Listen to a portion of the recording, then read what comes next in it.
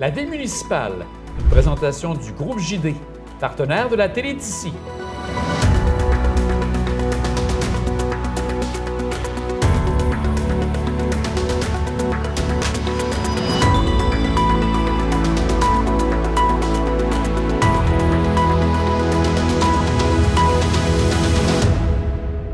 Bonjour et bienvenue à la Vie municipale.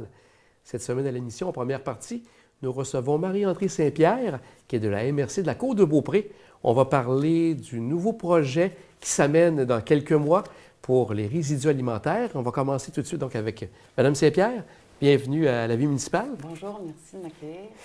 On va donc parler justement de la récupération des résidus alimentaires. On en parle depuis quelques années, mais là, c'est vraiment ça va commencer très, très bientôt.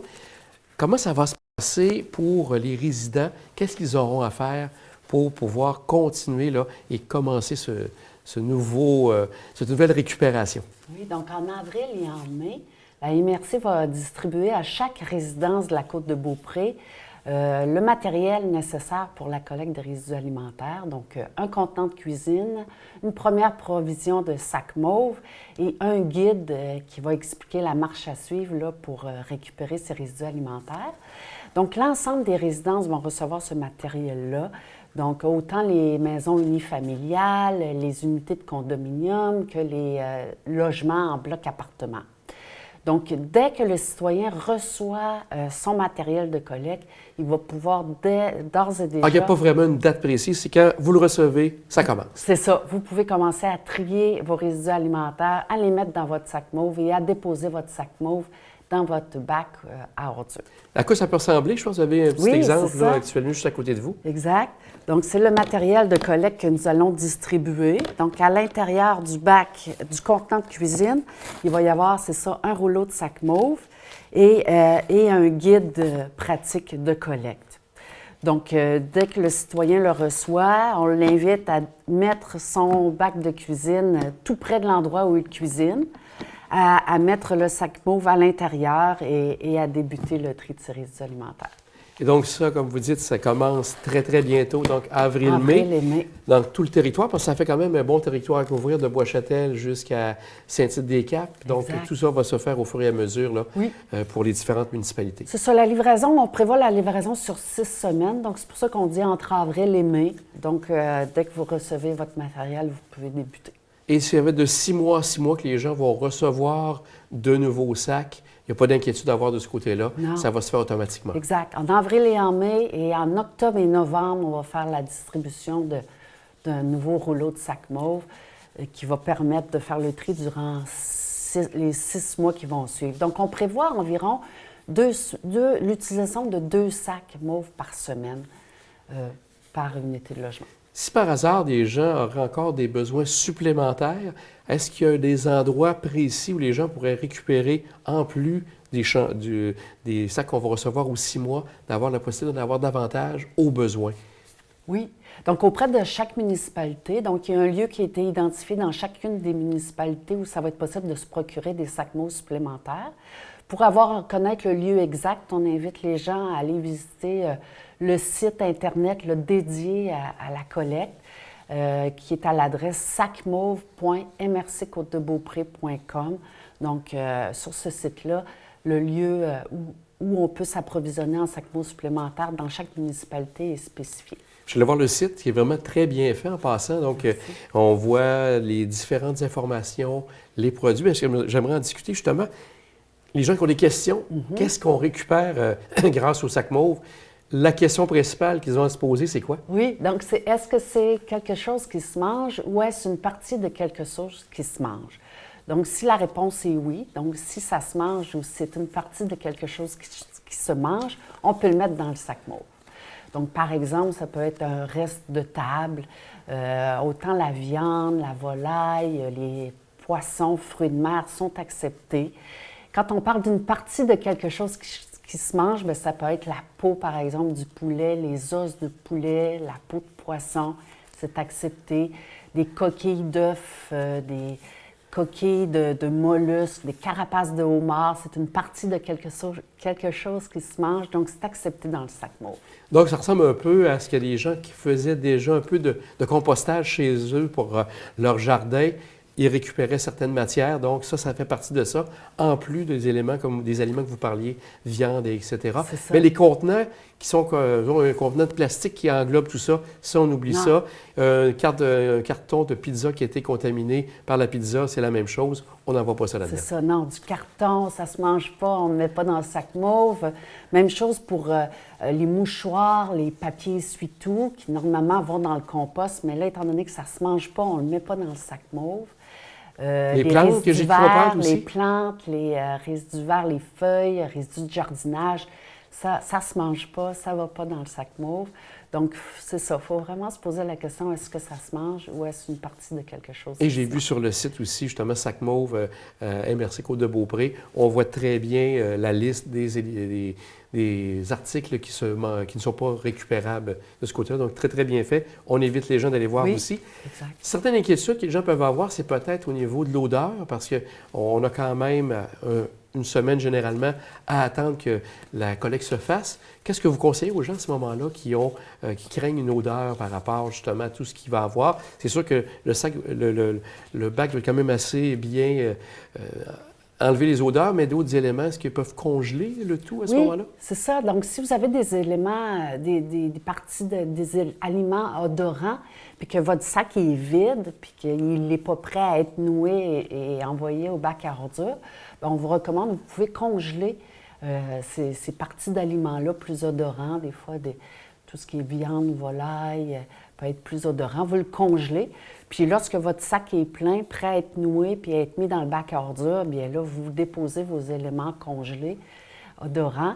Donc, vous n'aurez pas de problème d'odeur. Puis c'est certain que l'utilisation d'un sac, on peut fermer, nouer puis déposer dans le bac à ordures, bien, il ne devrait pas y avoir de problème d'odeur au niveau du bac à ordures.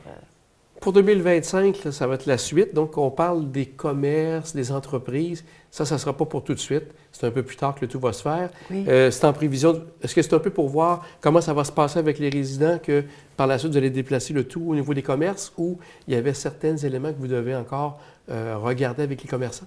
Oui, donc bien, c'est ça, on le fait en 2 phases, c'est ça, pour y aller de façon graduelle. On veut aussi rencontrer les restaurants, les épiceries pour bien leur expliquer la façon de fonctionner. Et c'est qu'on va fournir à ces commerces-là des sacs de plus grande capacité.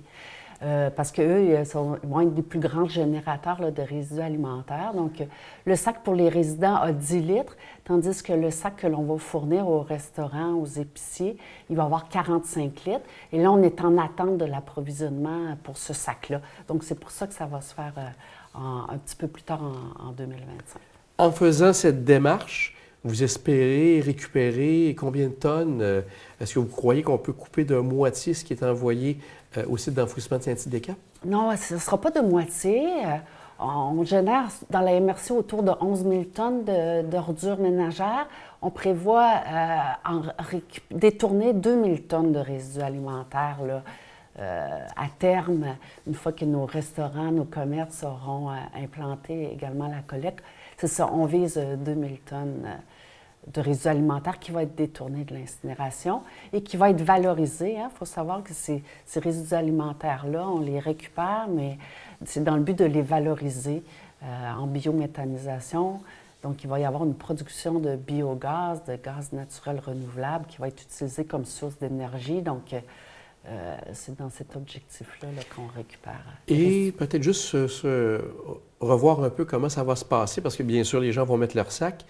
Quand ça va arriver à la Ville de Québec, est-ce qu'il y a un endroit précis où le tout est comme trié pour permettre justement de jeter ce qui n'est pas récupérable de ce côté-là? Il va y avoir le sac mauve. Comment ça se passe au niveau du tri? De quelle manière ça va se passer? Oui, donc ça, on ne l'a pas spécifié encore, mais une fois que le sac mauve va être bien rempli, on invite les citoyens à bien le nouer et à le mettre directement dans leur bac à ordures. Donc, le sac mauve va être collecté à même le bac à ordures ou le conteneur extérieur de déchets, là, selon l'équipement que vous avez chez vous. Et puis, la collecte va se faire à même... le sac mauve va être collecté avec les ordures. Et là, ça va être transporté avec le camion à ordures jusqu'au centre de récupération de la matière organique de la Ville de Québec. Et là, ils ont des équipements de tri optique qui vont permettre de bien distinguer le sac mauve de par sa couleur et de le séparer des sacs à ordures via un tri optique. Et par la suite, les ordures vont être acheminées à l'incinérateur, comme c'est le cas, et les sacs mauves vont être acheminés au centre de biométhanisation pour que leur contenu soit biométhanisé. Et ce qui est bien important, comme vous dites, c'est que de ne pas rajouter un sac d'une autre couleur que le sac mauve, parce que, comme vous dites, rendu là, le lecteur optique ne verra pas la couleur et ça va aller dans les ordures comme ça se passe actuellement. Là. Donc, c'est ça, c'est important de ne pas mettre le sac mauve à l'intérieur d'un sac à ordures, de le déposer là, tel quel dans le bac à ordures pour que sa couleur mauve demeure et qu'il soit bien trié. La Ville de Québec a fait le choix de la biométhanisation pour le traitement de ces matières organiques. Au complexe de valorisation énergétique, le centre de récupération de la matière organique, les camions déchargent leur contenu sur des convoyeurs. Vous pouvez constater que la majorité des sacs n'ont pas été endommagés durant le transport et sont toujours en état d'être triés. Ici, l'immense pelle sert à retirer les déchets volumineux. Notez que la majorité des objets qu'on enlève à ce point-ci auraient dû être envoyés à l'écosystème. Les matières résiduelles sont ensuite acheminées vers une section de tri manuel où nos préposés retirent les déchets susceptibles de coincer dans le procédé de tri. La dernière étape du tri, c'est d'enlever les sacs mauves des déchets restants. Les sacs sont repérés grâce à leur couleur distinctive et retirés du flot de déchets en utilisant des jets d'air sont expulsés sur un deuxième convoyeur qui les envoie directement au pré-traitement. En arrivant au pré-traitement, lorsque la quantité de sacs est suffisante, on démarre notre broyeur qui, lui, déchire les sacs afin d'en extraire les résidus alimentaires et produire une biopulpe. On envoie tout ça dans un immense réservoir dans lequel on chauffe la biopulpe à une température de 65 degrés Celsius avant de le transférer au centre de biométhanisation via des conduits souterrains. Votre collaboration fait la différence car trier ces résidus alimentaires est un geste sain pour l'environnement et la réduction des déchets.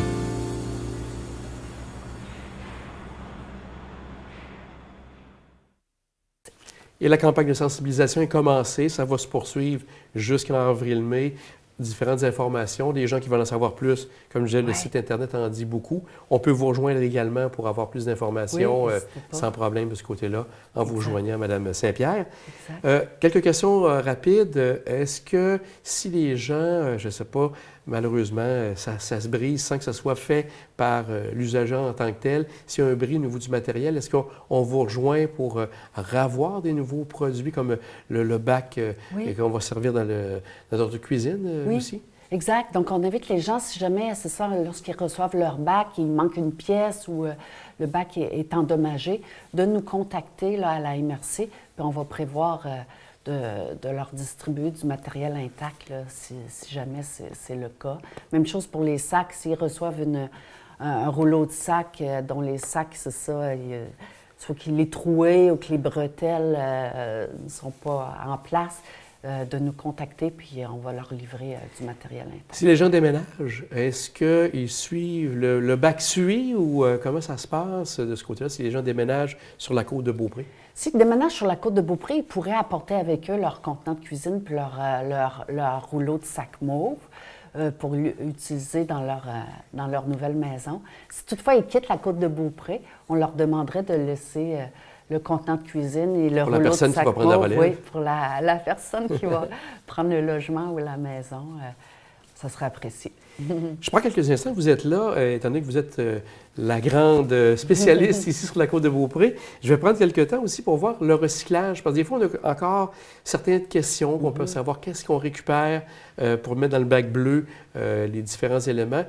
Pour avoir une bonne idée, qu'est-ce qu'on doit se dire pour savoir si on doit le placer dans le bac bleu à ce moment-là? Oui, ça aussi, il y a comme une phrase clé, c'est on peut mettre dans le bac de récupération tous les contenants, emballages et imprimés. Donc, il faut vraiment, est-ce que c'est un contenant, est-ce que c'est un emballage, est-ce que c'est un imprimé? Si oui, on le met dans le bac bleu.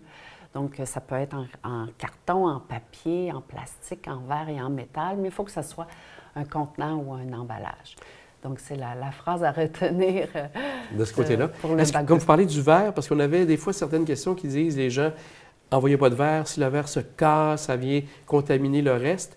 Donc, ça peut être les bouteilles de vin bien lavées, ça peut être différents contenants. Si c'est bien rincé, on envoie le tout au bac bleu. Oui, exact. Puis il faut savoir qu'il y a un programme de modernisation de la consigne là, qui s'en vient en 2025. Donc, l'ensemble des bouteilles de vin et des bouteilles de vin spiritueux vont être consignées à partir de mars 2025.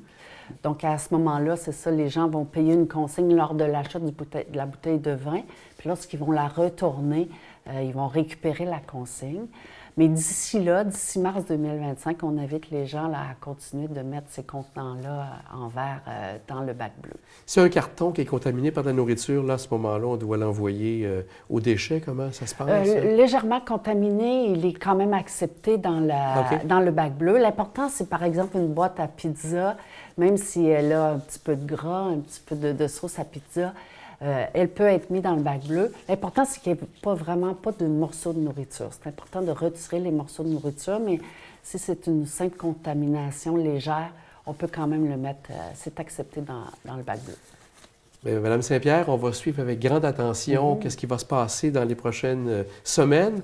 Vous espérez sûrement que les gens embarquent d'emblée. Oui. Est-ce que vous sentez que les gens ont hâte de se lancer là-dedans? C'est une collecte qui est très attendue. Comme vous le disiez tantôt, ça fait longtemps qu'on en parle. Donc, déjà, j'ai des messages positifs de la part des citoyens qui ont hâte que ça arrive. Donc, oui, on encourage les gens à incorporer cette nouvelle façon-là dès maintenant. Je pense que de l'essayer, ça va être de l'adopter. Donc, dès que vous recevez votre bac, on vous invite à commencer le tri de vos résidus alimentaires. Un grand merci, Mme Saint-Pierre. Je pense que ça a bien expliqué qu'est-ce qui s'en vient pour la récupération des résidus alimentaires. Parfait, merci beaucoup. Au revoir.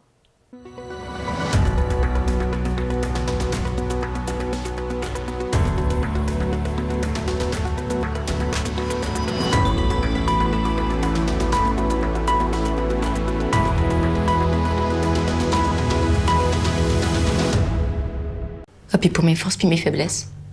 J'ai pas de bleu d'en face, mais 50 violences psychologiques. Ça compte? Depuis que mes parents ont divorcé, ça fait 3 fois que je lâche l'école. J'ai de la misère à manger. Tout coûte tellement cher. J'ai vraiment besoin qu'on me choisisse. On va vous rappeler.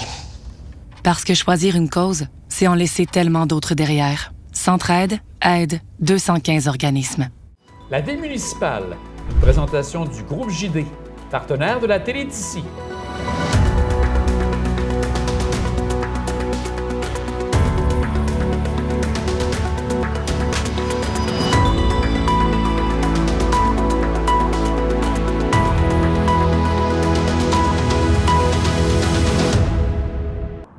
En deuxième partie d'émission, prenons quelques moments pour rencontrer les membres du club La Détente de la FADOC de l'Ange Gardien. Michel, tu es le président ici pour le club FADOC La Détente de l'Ange Gardien. J'aimerais que tu me parles un peu. Vous avez combien de membres en tout et partout ici? On a présentement 178 membres au niveau de la FADOC. Et la participation équivaut à peu près à 25 %. Ah, OK. Donc, régulièrement, les gens viennent ici. C'est à peu près une trentaine de personnes que vous voyez plus régulièrement ici. Exact. Ils sont plus actifs aussi au niveau de la FADOC comme telle. OK. Et au niveau des cartes de membres, ça ressemble à quoi pour une année? Pour une année, on peut l'avoir de deux façons, en fin de compte. On peut payer pour un an à 25 $ le coût. Ou à 45 $ pour 2 ans. Donc, un petit rabais pour ceux qui veulent l'avoir. Un petit rabais de 5 piastres là, entre les deux achats. Et la possibilité, bien, ça donne des bonnes possibilités là, au niveau des membres, là, des rabais qu'on va avoir, bien, ainsi de suite. OK, donc les activités, les gens qui sont membres, ça coûte beaucoup moins cher pour participer à ça. C'est ça, c'est ça. Je vois que vous êtes dans un nouveau local. C'est tout récent, c'est arrivé en 2023? Oui. On est bien fiers de ça aussi, là. C'est la municipalité qui nous a offert le local comme tel. Et avant, bon, on était jusqu'à la mairie, là. Ah. Et c'était pas tellement grand. Ici, c'est pas mal plus grand, là, au niveau... puis on a plus de facilités, là. On a un beau frigidaire, un poêle à micro-ondes, puis on est pas mal mieux organisé, là. Ça, c'est maintenant dans le nouveau centre communautaire qu'on trouve sur le boulevard Sainte-Anne, là, Exact. qui a été inauguré aussi là, en 2023. Exact, exact. Donc, on a parlé rapidement, on parle des activités générales, on parle le mercredi, toujours une activité à 13h, c'est les cartes, ça se passe ici, c'est bien ça? Exact. Et aussi, j'aimerais voir avec toi, je sais que vous collaborez avec d'autres clubs parce que c'est toujours intéressant de faire de plus grosses activités, que vous collaborez avec ceux de Bois-Châtel, Château-Richer? Oui. En fin de compte, la FADOC, là, c'est un gros mouvement. Hein? Ça représente peut-être là, une affaire de 100 quelques mille personnes, des aînés. Oui. Donc, naturellement, c'est un peu ce que je déplorais, moi, au commencement, là, quand je suis rentré dans la FADOC, d'avoir peu de communication entre les autres intervenants au niveau de la FADOC. Et ben, je me suis fait quelques chums, là. M. Sylvain de Beaupré, là, entre autres. OK. Ensuite de ça, ben, on a Mme Thérèse Gravel au niveau du château et une Mme Hamel au niveau de Bois-Châtel. Donc,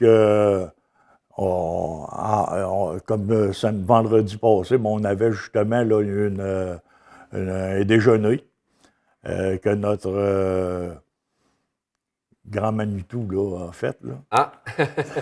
qui représente la FADOC comme telle. Là. OK. Et c'est par lui, là, en fin de compte, qu'on passe, là, nous autres, pour Chaudière-Appalaches et Québec. Donc, c'est ça qui est intéressant, comme tu dis. Ça vous permet d'avoir des activités de plus grande envergure, des voyages, des activités C'est ça. plus intéressantes. Comme cet été, là, on va avoir les Olympiques plein air. Là. OK. Donc, chaque endroit, là, en fin de compte, il y a un club FADOC, peut présenter un membre, là, si, mettons, comme on est 4, là, nous autres, qui veulent jouer au golf, mettons, exemple, bon, ben, on se forme une équipe et on va envoyer les noms sous peu, là, on va avoir des explications là-dessus, là, parce que je pense que c'est une des premières années qu'ils font ça, là, aussi gros que ça. Puis je pense que le début que vous avez ici, à l'Ange Gardien, c'est vraiment de sortir de l'isolement des personnes qui sont à leur maison, qui ont moins d'activités. Vous souhaitez qu'ils se joignent à vous pour pouvoir être en commun avec tout le groupe de la FADOC ici. Là. C'est exactement ça. En fin de compte, c'est le but qu'on vise, ça. Tuer la partie là, des gens là, à rien faire. Donc, naturellement, ben, avec la FADOC, on fait il y en a qui organisent des marches. Il y en a d'autres, comme nous autres, on organise des sorties. Ça permet aux gens, ça leur fait une belle activité, ça les sort un peu et ça leur permet de rencontrer d'autres personnes ici. C'est un club social, en fait, ici. Ben oui. C'est un peu le but qu'on vise, d'ailleurs. Hein. Puis, je pense que les gens aussi qui participent là, aiment bien ça. Tu sais, sortir une fois par semaine, c'est pas beaucoup, là.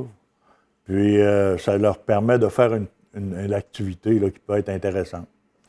Ben Michel, content d'avoir discuté avec toi. Ça nous donne une meilleure idée à quoi vous faites ici à la FADOC La Détente. Ça ne doit pas toujours être la détente, par contre. Ça doit brasser... Ça brosse pas mal. Oui, c'est ça. Un gros merci, Michel, puis à bientôt. Bon, ben merci beaucoup. Je remercie la télévision là, pour ses déplacements pour nous avoir rencontrés. Merci. Puis, on va sûrement se rencontrer plusieurs occasions. Là. Oui. Merci beaucoup. Madame Mathieu. Oui, bonjour. Bonjour. Vous êtes la vice-présidente du Club FADOC La Détente de l'Ange Gardien. Oui. J'aurais aimé parler avec vous parce que là, il va y avoir une grosse date qui s'en vient. 50e anniversaire pour la FADOC ici. Et ça a commencé quand, justement, cette FADOC-là, ici à l'Ange Gardien? En 1974, Mme Marguerite Jobidon Tremblay a décidé de fonder le club de l'âge d'or de l'Ange Gardien. Et au cours des années, peut-être 80-90, ils ont changé la dénomination en Club La Détente de l'Ange Gardien. Et là, la fête, le 50e, ça va se faire au mois de mai? À Au quel mois moment? de mai, le 18 mai, au centre communautaire. Donc, on a une grande soirée, suivie, un souper suivi d'une soirée d'ensemble. Là, il y aura sûrement encore plus de détails qui vont venir. Là. Vous êtes en train de travailler le tout? On est en train de former un comité pour l'organisation. Et plus tard, effectivement, on a un site Facebook, donc toutes les informations seront détaillées sur notre site Facebook. Moi, j'ai vu la page Facebook, c'est intéressant. Vous avez les différentes activités, vous mettez à jour régulièrement des informations. Oui, surtout les réseaux, les infos du réseau FADOC, qui est en regard gouvernemental, ce qui regarde les aînés, et donc, nos activités. Parlant d'activités, je pense que vous en avez plusieurs. Ouais. Ça ressemble à quoi vos activités, généralement, que vous avez ici pour le Club de la Détente? Et le mercredi, on a les cartes dans l'après-midi. Et on a le bingo Montmorency à tous les derniers lundis du mois. On a du théâtre, des soupers, rencontres. Vous avez des sorties supplémentaires? Oui. Et ça arrive à faire, c'est pas tout régulier? Bien, moi, j'ai fait un calendrier annuel et à chaque mois, il y a une activité. Donc, ce calendrier-là, il est disponible. Tout le monde peut venir. C'est offert à tous. Les membres ont un privilège, c'est sûr, de notre club. Et pour les autres, bien, il y a un tarif un petit peu plus élevé. Et vous faites aussi des voyages, j'ai cru voir. Pas seulement des visites, mais vous avez des voyages. On fait des voyages, effectivement. Cette année, on va à Toronto, Chute Niagara. Oh! Et c'est déjà complet, malheureusement. Vous ne pouvez pas vous joindre à nous. Et, donc, déjà une bonne demande de ce côté-là. Oui. Je pense aussi que vous y allez avec des activités régulières. On parle Saint-Valentin, les cabanes à sucre, c'est des choses que vous faites, souper vers la fin de l'année pour le temps des fêtes. Effectivement, à chaque occasion, on souligne l'occasion. Madame, messieurs, on prendra le temps dans les prochaines semaines pour se reparler parce qu'on va parler sûrement de plus de détails de votre 50e.